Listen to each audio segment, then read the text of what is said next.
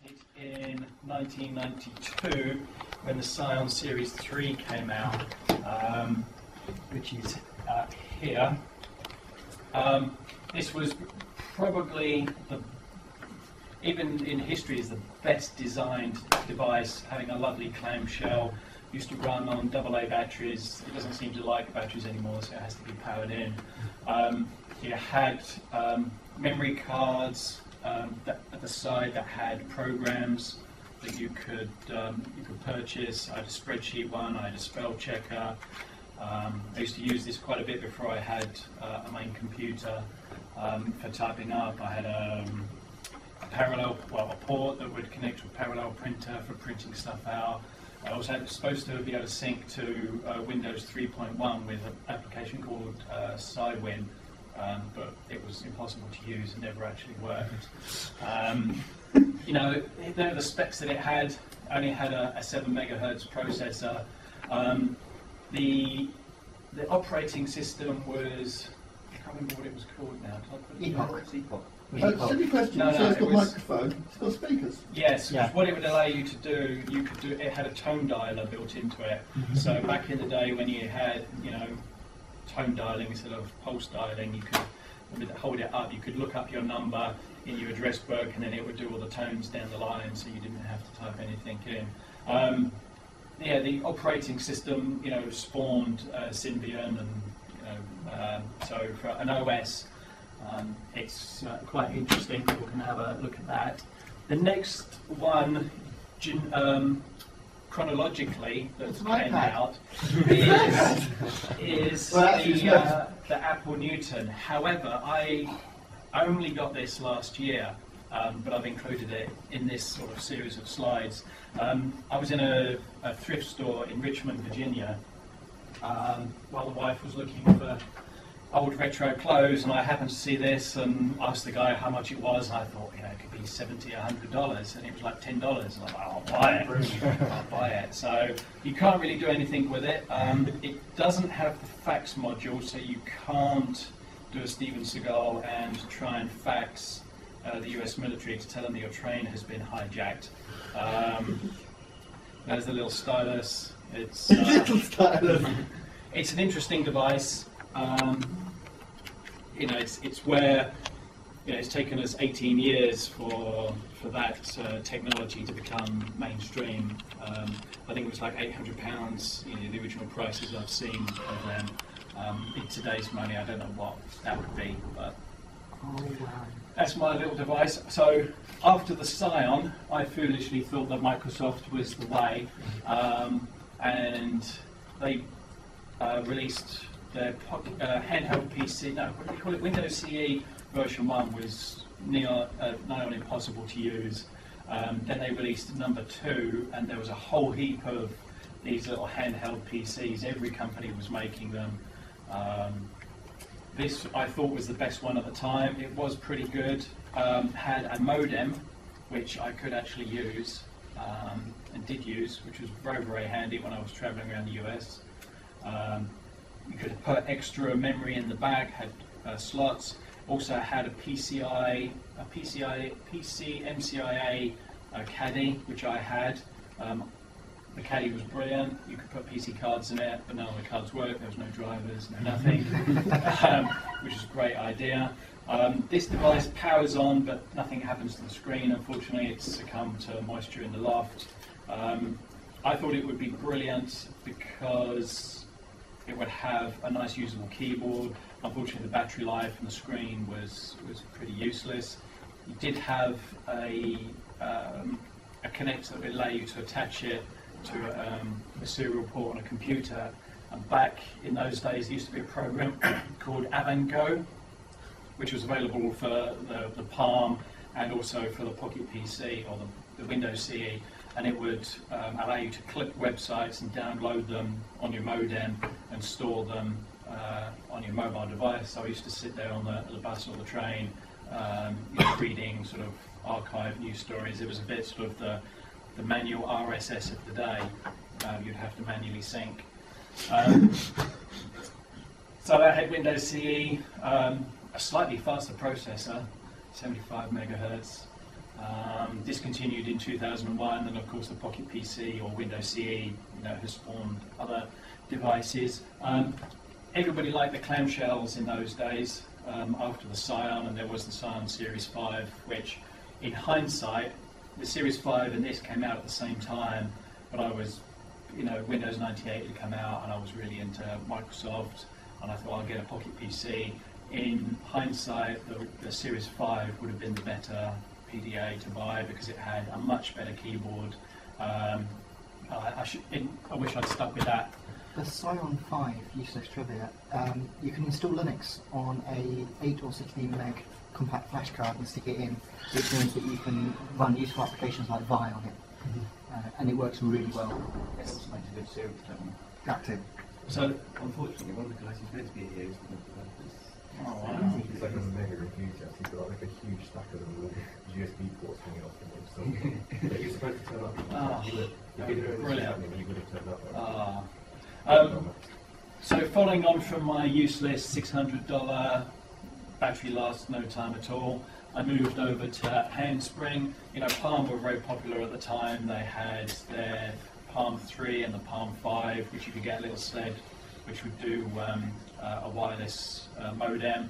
So Handspring was brilliant because it had, well, they're the specs, but it had the springboard module at the back, which meant you could get Wi-Fi modules. I was working in the US at the time, and there was a company called Yada Yada, which you could get this for a year's contract for $180.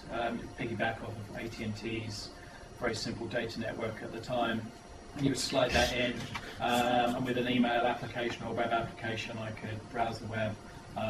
It was very revolutionary at the time. I loved sitting in diners or on the bus and being able to be on IRC or checking email. That was in 2000. This was a brilliant little device. I had a modem for it as well, and somewhere Is that the modem? that was the wireless modem. That would only work in the US because it was. It's also got satellite dish. It was CDMA. It also had a phone unit that was sold in the US. Of course, Handspring was bought by Palm, and then Palm was bought by. No, then B bought Palm, and then somebody else bought Palm, and the whole story is very convoluted. And somewhere I've got a tiny little keyboard that clips onto it. Right. No, that's for the other thing. Maybe I've lost it. But it was like a little mini. Maybe I've left it at home on the desk. It was a little BlackBerry type device. Had a little keyboard, so you didn't have to worry about the stylus. I used to use that a lot with the wireless modem. It was brilliant. You could download applications, and it had AvantGo, which would allow you to sync, click websites to it. Some very simple RSS. The one thing that I thought was always missing, and I always wanted from this, was the ability to listen to music or watch videos. Because sort of downloadable videos were starting to become popular online. People had ISDN connections. It was easier to get video clips. Sony released a few colour devices that had audio and would play music. But then I decided, we're doing things chronologically. I'll go past that. So I decided to go back to a Windows device. And I got a Pocket PC, which was absolutely brilliant. This device, this was brilliant for data and data input and battery life. This was brilliant because it had SD card and a compact flash slot, and it allowed me to store loads of files, install applications, and also, I'm just going through the setup screen so you can see it. It allowed you to store loads of programs, video files, images. The compact flash, you could also get a Wi-Fi card, which I would use a lot. Unfortunately, the battery on this is dead now, so it has to say plugged in. The thing I liked about this for travelling is I had a little keyboard. So I used to sit in the Starbucks. I remember on Miami Beach, sitting with a Wi-Fi card in the top of here, and then the PDA in the dongle, and then being able to type and send email messages. It was brilliant. The other great thing with those is if you stick Linux on them, you can run Gizmet on them. Same with the Aorus, which meant that you could wander around and find, this is in the days before people realised that you could secure wireless and just wander around and find them all. Yeah. Also had another little clip-on BlackBerry style keyboard, made it very useful. So that was quite powerful for a device. Had a decent processor and a good screen and RAM and memory and everything. Let me go back. So chronologically, but not purchased chronologically. In between this device coming out and the Pocket PC, there was also the Sharp Zaris, which was very big in Japan. Come on, battery, don't tell me you died. You were on like a minute ago. There we go.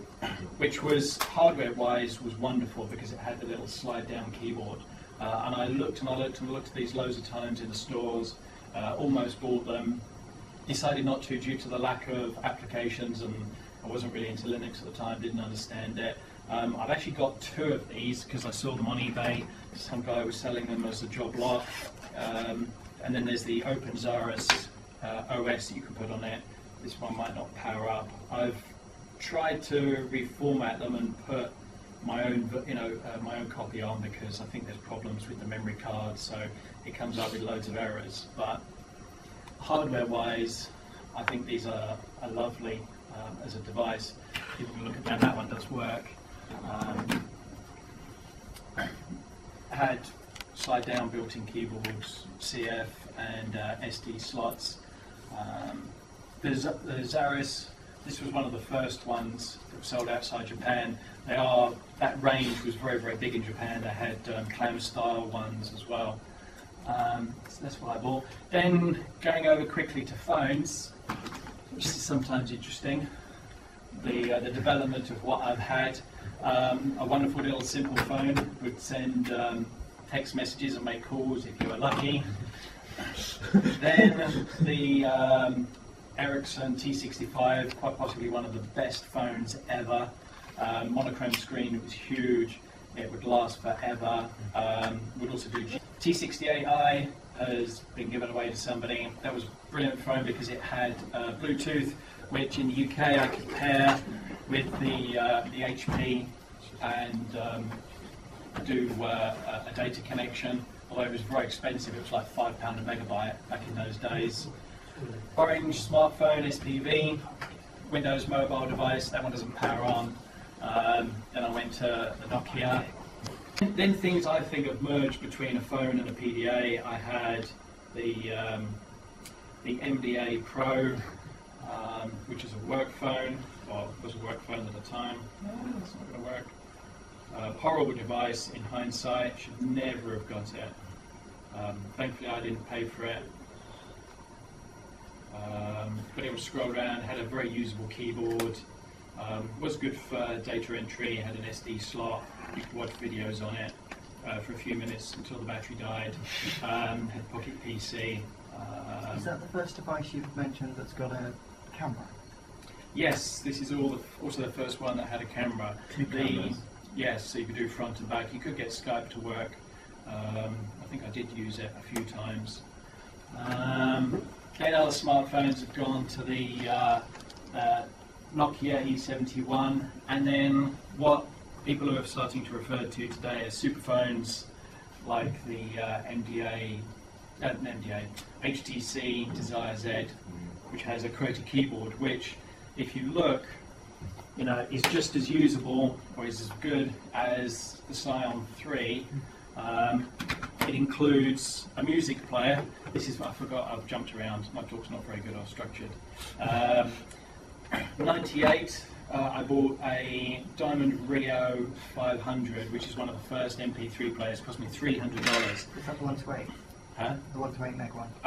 This only had 64. However, I had a 64 megabyte smart media card.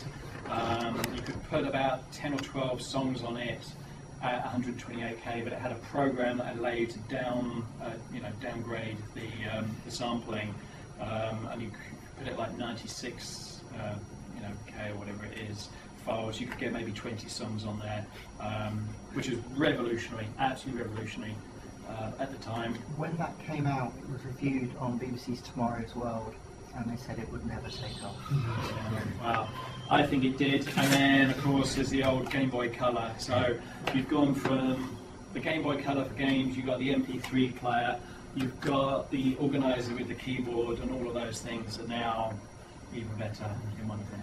So, But which one has the bigger battery life? Jason, Yeah. nowadays. So that's my quick show and tell. I hope people enjoyed it.